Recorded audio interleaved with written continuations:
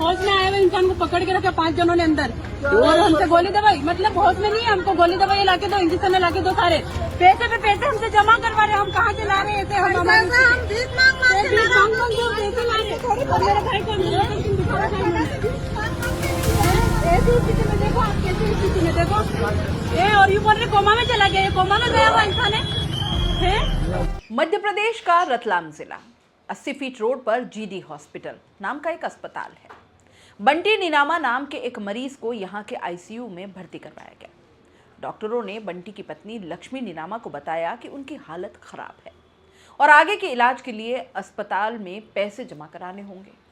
लक्ष्मी ने किसी तरह 1 लाख रुपए का इंतजाम किया और अस्पताल पहुंच गई, लेकिन लोग उस वक्त चौंक गए जब बंटी आईसीयू से अपने पैरों पर चलकर बाहर निकले और कहा कि हॉस्पिटल वालों ने उनको बंधक बना रखा था। मामला 3 मार्च की दोपहर का है। सुर्खियां तब बनी जब सोशल मीडिया पर बंटी का ये वीडियो वायरल हो गया। इस वीडियो में बंटी अर्धनग्न अवस्था में है।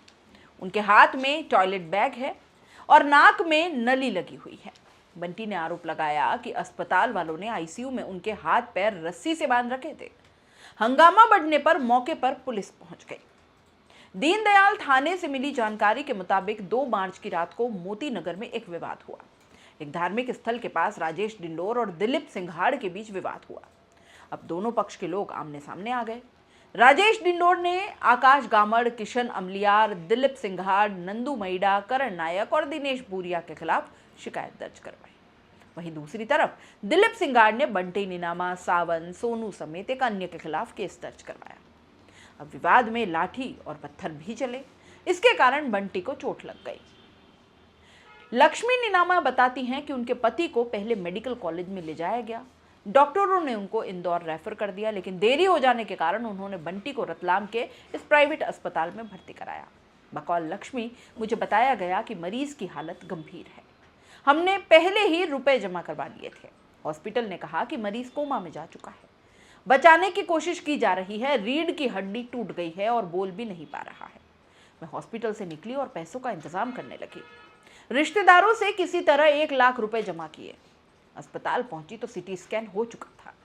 सीधे आईसीयू में गई और वहां देखा कि डॉक्टर लोग मेरे पति को दबा रहे थे और उनके हाथ बंधे हुए थे। मैंने सोचा कि मेरे पति शायद होश में नहीं है और हाथ पैर फेंक रहे होंगे इधर उधर, इसलिए बांध दिया होगा।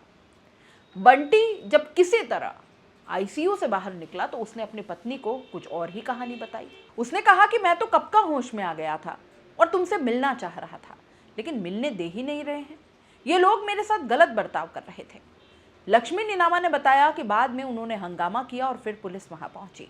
उन्होंने कहा कि सीसीटीवी कैमरों में देखा जा सकता है कि किसी ने उनकी मदद नहीं की। वो चाहती हैं कि हॉस्पिटल के खिलाफ कार्रवाई हो और उन्हें न्याय मिले। पीड़ित बंटी निनामा ने इस पूरे मामले पर कहा कि जैसे ही मैं बेहोशी से बाहर आया तो परिवार से मिलने का आग्रह किया, लेकिन मिलने दिया ही नहीं। एक महिला ने मुझे 2 ऑप्शन दिए, या तो डॉक्टर से मिलवा दूं या परिवार वालों से। मैंने कहा कि फैमिली वालों से मिलवाओ, लेकिन एक डॉक्टर आया और उसने चिल्लाना शुरू कर दिया। उसने कहा कि तुमको कहीं नहीं निकलना है, यहीं रहो। मेरे हाथ पैर बांध दिए। उन सब ने मेरे साथ ज़बरदस्ती की। मेरा किसी से झगड़ा हुआ था जिसमें मुझे सर पर पत्थर से चोट लगी थी। मैं 1 दिन बेहोश रहा। मेरे पास कोई प्रशासनिक अधिकारी नहीं आया। मैं खुद कलेक्टर ऑफिस गया था शिकायत करने। जीडी हॉस्पिटल के मैनेजर नंदकिशोर पाटीदार ने इस बात को स्वीकार किया कि मरीज को बांध कर रखा गया था। उन्होंने बताया कि मरीज सुबह 10 बजे बेहोशी की हालत में आया था। इसका जो विवाद हुआ था उस मामले में दीनदयाल थाने से इसका बयान लेने के लिए पुलिसकर्मी आए, लेकिन बेहोशी के कारण बयान नहीं हो पाया। लगभग 12:45 पर मरीज उठा और कहने लगा कि मुझे बांध के क्यों रखा है। बांध के इसलिए रखा था कि कहीं वो खुद को कोई नुकसान न पहुंचा ले। डॉक्टर उसको समझा पाते उससे पहले ही वो स्टाफ के साथ गाली गलौज करने लगा। उसने कैंची उठा ली और हमला करने की कोशिश की। इसके बाद वो अस्पताल से बाहर चला गया। बाहर जाकर माहौल बनाने लगा। शायद उसको पेमेंट का कोई प्रॉब्लम था। ऐसा लगता है कि ये कोई सोची समझी साजिश है। अस्पताल में उसने 18,000 रुपये जमा कराए थे। बिल बना था 6,920 रुपये का। हमने उसके परिजनों को कई बार कहा कि बचा हुआ पैसा वापस ले जाएं, लेकिन अभी तक कोई नहीं आया है। आशीष चौरसिया रतलाम स्वास्थ्य विभाग में मीडिया प्रभारी और जिला विस्तार अधिकारी हैं। वो कहते हैं कि सोशल मीडिया से इस बारे में जानकारी मिली। Chief medical and health officer ने जांच के लिए 3 सदस्यों की एक कमेटी बनाई है। हमने शिकायतकर्ता, उसकी पत्नी और अन्य के भी बयान लिए हैं। अस्पताल के सीसीटीवी फुटेजेस जमा कर लिए गए हैं। अस्पताल प्रबंधन के कर्मचारी और प्रबंधन के लोगों के बयान भी दर्ज किए गए हैं। अस्पताल प्रबंधन इसमें दोषी पाया जाता है तो नर्सिंग होम अधिनियम के तहत उनके खिलाफ एक्शन लिया जाएगा। मध्य प्रदेश के उप मुख्यमंत्री और स्वास्थ्य मंत्री राजेंद्र शुक्ला ने भी इस मामले पर अपनी प्रतिक्रिया दी है। उन्होंने कहा कि पता लगाया जा रहा है कि आरोपों में कितनी सच्चाई है और अस्पताल की क्या गलती है। कार्रवाई के लिए तो कानून में प्रावधान है, लेकिन शर्त है कि एक बार यह तय हो जाए कि दोषी कौन है। रिपोर्ट आने तक हम सबको इंतजार करना चाहिए। उन्होंने कहा कि जांच के बाद अगर आरोप सही पाए जाते हैं तो ये गंभीर मामला है। इस प्रकार की गलतियों को किसी भी प्रकार से माफ नहीं किया जा सकता। वैसे आपको क्या लगता है, क्या हुआ होगा हॉस्पिटल में?